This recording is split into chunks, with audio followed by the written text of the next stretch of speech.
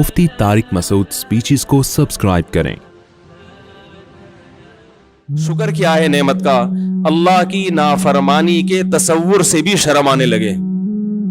हमारे हजरत फरमाया करते थे कि जब तक दिल ऐसा ना बन जाए कि गुनाह के तसव्वुर से शर्म आना शुरू हो जाए, उस वक्त तक वो दिल नहीं है।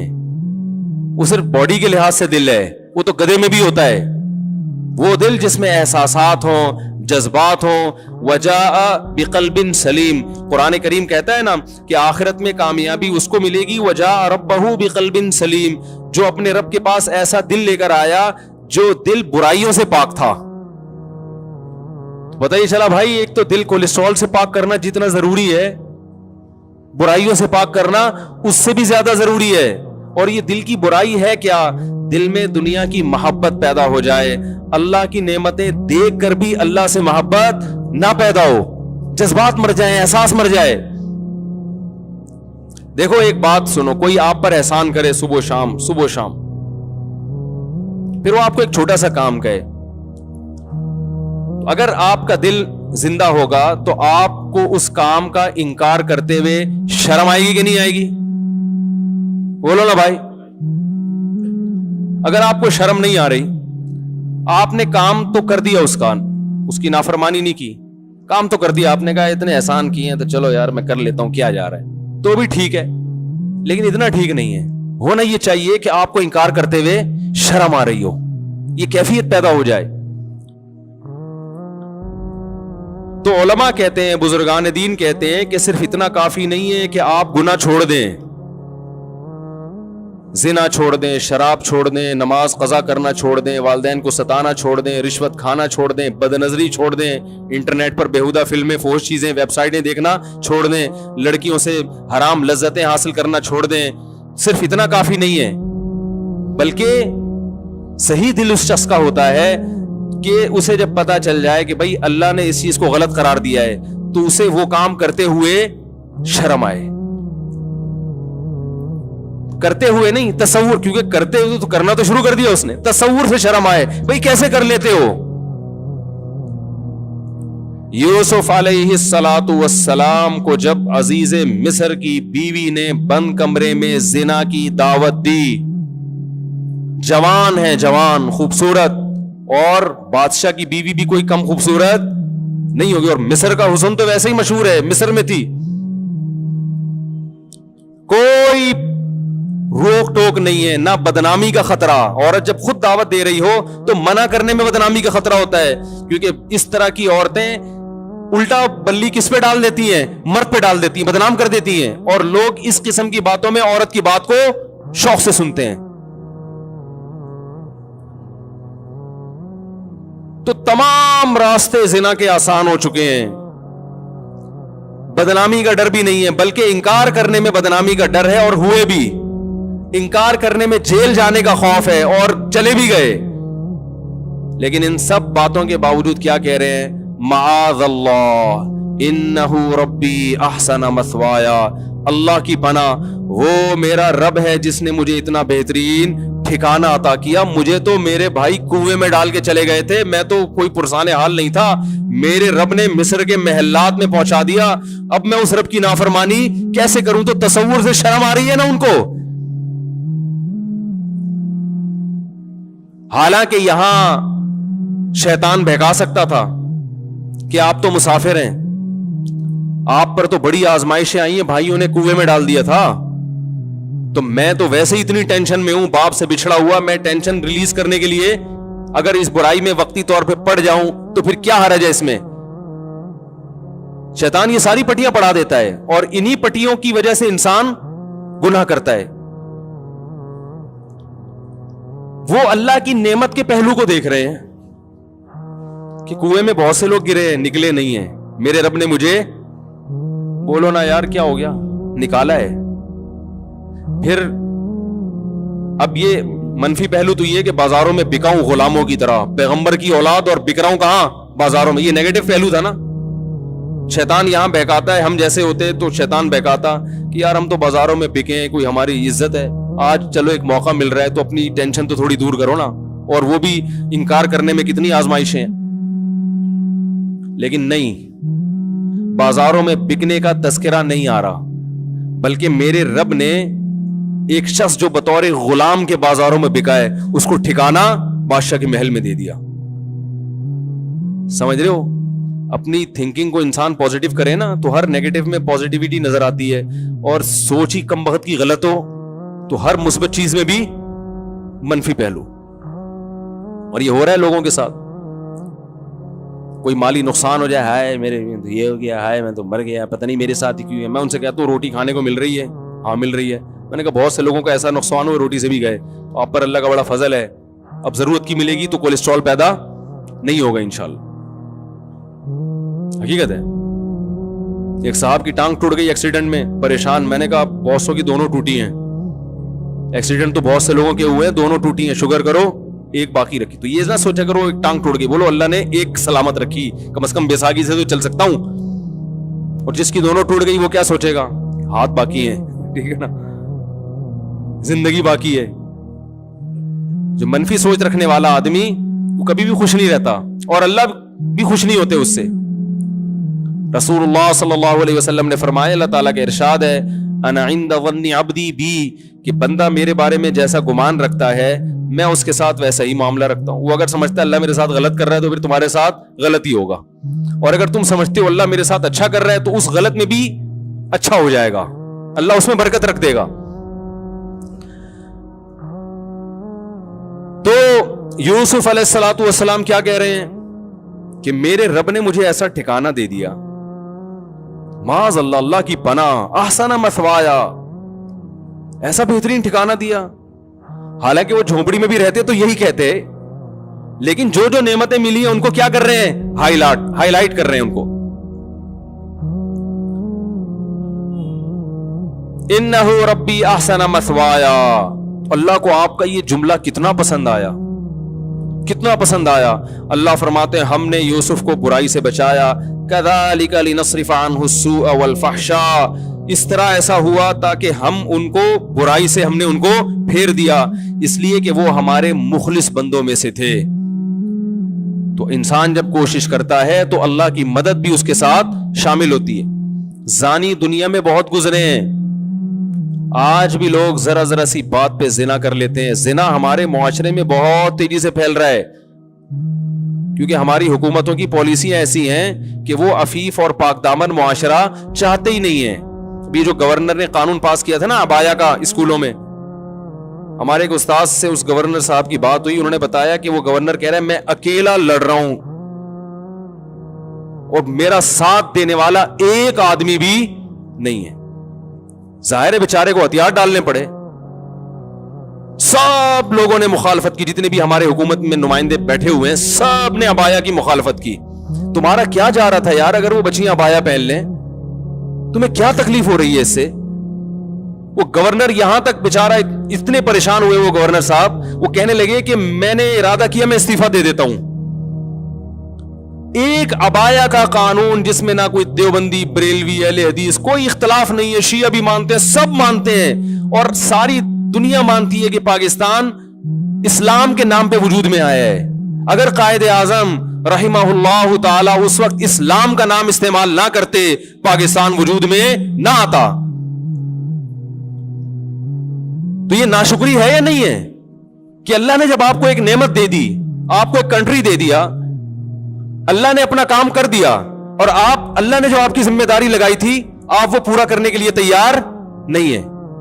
ایک قانون پاس ہونے کے بعد ختم ہو رہا ہے تو زلزلے نہیں آئیں گے تو کیا آئے گا میرے بھائی, تباہی نہیں آئے گی تو غربت, مہنگائی. دیکھو مسلم کنٹریز کو غیر مسلم پر قیاس مت کرو, ان کی کامیابی کے اصول کچھ اور ہیں, ہماری کامیابی کے اصول کچھ اور ہیں.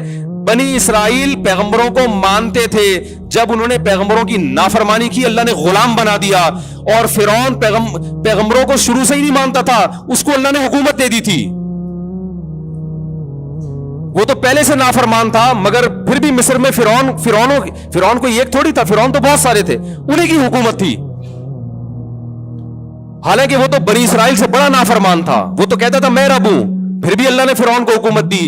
اور بنی اسرائیل جو اللہ کو مانتے ہیں مگر اللہ کی نافرمانی کرتے, اللہ نے ان کو کیا بنا دیا, غلام بنا دیا.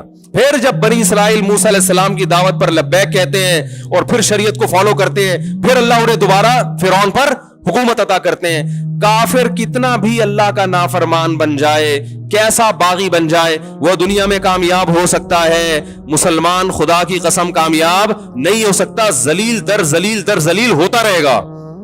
ہمارے لبرل حکمران سمجھتے ہیں کہ ہم عبایا کا قانون ختم کر کے, کو ایجوکیشن کو بحال کر کے, ملک میں اس طرح کا ماحول پیدا کر کے جو بڑی طاقتیں ان کو خوش کر لیں گے, ان سے قرضے مل جائیں گے اور ملک ترقی کرے گا. نہیں کرے گا. آپ کا تشخص ختم ہو جائے گا, آپ دنیا میں ذلیل سمجھے جاؤ گے, غلام سمجھے جاؤ گے. دنیا کہے گی نہ یہ ادھر کے ہیں اور نہ ادھر کے. دیکھو مسلمان کتنا مرضی بے حیا ہو جائے, وہ اس میں کافروں کا مقابلہ نہیں کر سکتا. لوگ مجھ سے میرے تو ہر قسم کے طبقے کے ساتھ بیٹھنا ہوتا ہے نا. اکثر لوگ مجھے کہتے ہیں, ہمارے جو دوست احباب ہیں نا, کہتے ہیں یار یہ پاکستان فلمیں بناتا ہے, ویسی بنتی نہیں ہے. ہمارے ایک سنگر سے کچھ دن پہلے ملاقات ہوئی, غریب,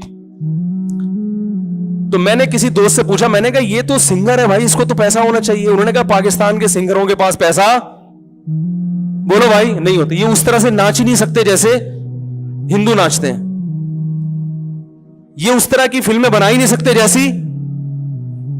تو میں نے کہا بھائی وہ بے حیائی کی وجہ سے اگر ان کو ترقی ہو رہی ہے تو یہ بھی کہہ رہی ہے یہ وہ اس سٹائل میں بے حیائی بھی نہیں پھیلا سکتے, پکڑے جاتے ہیں. تو میں نے کہا دیکھو یہ اس کی علامت ہے کہ مسلمان ہے نا, وہ کتنا بھی ان جیسا بننے کی کوشش کرے گا وہ بنتا نہیں ہے, ان جیسا ناچ ہی نہیں سکتا, کیونکہ ناچنا کوئی پسندیدہ کام تھوڑی ہے. بتاؤ کوئی صدر یا وزیر اعظم اگر ناچے اچھا لگے گا؟ پتہ چلا ناچنا انسانی وقار کے خلاف ہے. تو جو چیز وقار کے خلاف ہے اس میں کافر ہم سے زیادہ اچھا ہے. ان کے یہاں مائیکل جیکسن بھی پیدا ہوگا, ان کے یہاں اس جیسے ڈانسر پیدا ہوں گے, ہمارے یہاں بڑے مشکل ہیں, کیونکہ وہ اس طرح ہو تھوڑا سا ایک غیرت کا رہے گا نا, وہ تو وہ وہاں تک نہیں پہنچ سکتے بھائی آپ ان چیزوں میں. بہت مشکل ہے سمجھانا. آپ جتنی بھی کوشش کر لو تو چھوڑ دو ان کو, بولو یہ ناچنا گانا آپ میراثی ڈھولکی آپ اچھے ہو, آپ ڈیفنس کی لائن میں محنت کرو, آپ ایجوکیشن پہ محنت کرو. ہم نہیں ہو سکتے ویسے. تو اللہ نے ایک حدود رکھی ہے نا, ایک پردہ رکھا ہوا ہے. دیکھو اسلامی ملکوں میں بھی بہت ساری ملکوں میں بے حیائی پھیلی ہے, لیکن پھر بھی وہ یورپ کا مقابلہ نہیں کر سکے. ترکی بڑا لبرل کنٹری ہے, اور ایک تقریباً 100 سال سے لبرل بنانے کی ان کے حکمرانوں نے پوری ایڑی چوٹی کا زور لگا دیا کہ ترکی کی گورنمنٹ کو, ترکی کی جو حکومت ہے, جو ترکی کی جو کنٹری ہے, اس کو بالکل یورپ جیسا بنا دو. مگر اب بھی یورپ جیسا نہیں بنا سکے, کیونکہ وہ کلمہ گو مسلمان ہے, اسلام کے اثرات ہیں ان کی نسلوں میں. بہت بے حیائی پھیلی ترکی میں, مگر پھر بھی یورپ جیسے نہیں بن سکے. ایک لاشعوری طور پر نا ان میں حیا ٹرانسفر ہوئی ہے. تو آپ میرے بھائی جس ترقی میں ان کا مقابلہ کرنا چاہتے ہو, جس قسم کی ترقی میں جو لبرلزم والی ترقی ہے, آپ ان کے برابر نہیں پہنچ سکتے. وہ اپنے ملکوں میں ان کو یہ چیزیں آپ سے زیادہ اچھی نظر آتی ہیں, آپ ان جیسے نائٹ کلب نہیں بنا سکتے. تو آپ حیا کو فروغ دو تاکہ وہ کمپیئر کریں کہ یار ہمارے معاشرے میں دیکھو اور ان کے معاشرے میں دیکھو, ہمارے اسکول کی بچیوں کو دیکھو کیسی بے شرم ہوتی ہے, اور مسلمان ملکوں کے اسکول کی بچیوں کو دیکھو اسکارف لے کے بیٹھی ہوئی ہیں.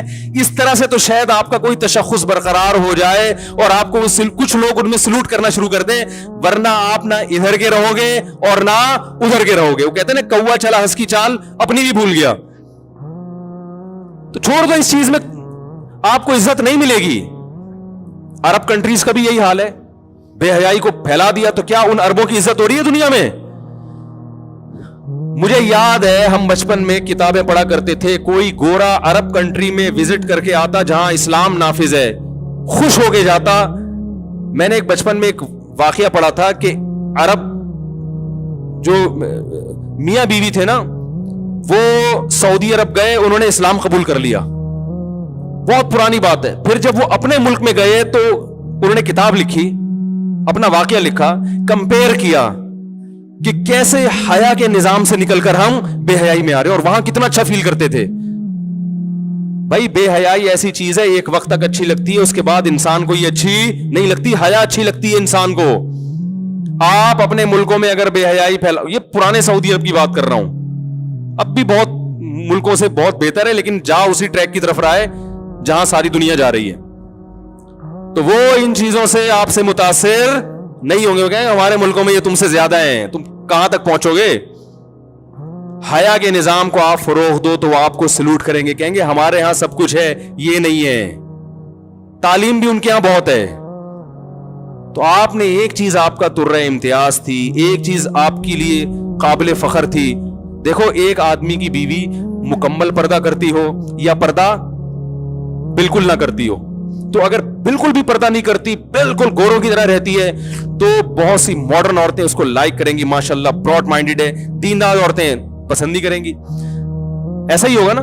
اور ایک خاتون ہے بہت زبردست پردہ کرتی ہے، تو ماڈرن عورتیں ممکن ہے کچھ اعتراض کریں، لیکن دیندار خواتین اس کو لائک کریں گی۔ لیکن جو بیچ کی خاتون ہے اسے نہ پردے والی پسند کریں گی اور نہ، بولو بھائی، ماڈرن عورتیں اس پہ اعتراض کریں گی، باہر نکلتے ہوئے عبایا لیتی ہے اور جو پردے دار ہے کہیں گی باہر جب نکلتی ہے تو چہرہ تو تمہارا کھلا ہوا ہوتا ہے، تم جوان ہو اور چہرہ کھول کے گھوم رہی ہو، مردوں سے بات چیت کر رہی ہو، تو ادھر ہو جاؤ یا ادھر ہو جاؤ، تو بیچ کا کسی کو بھی اچھا نہیں لگتا۔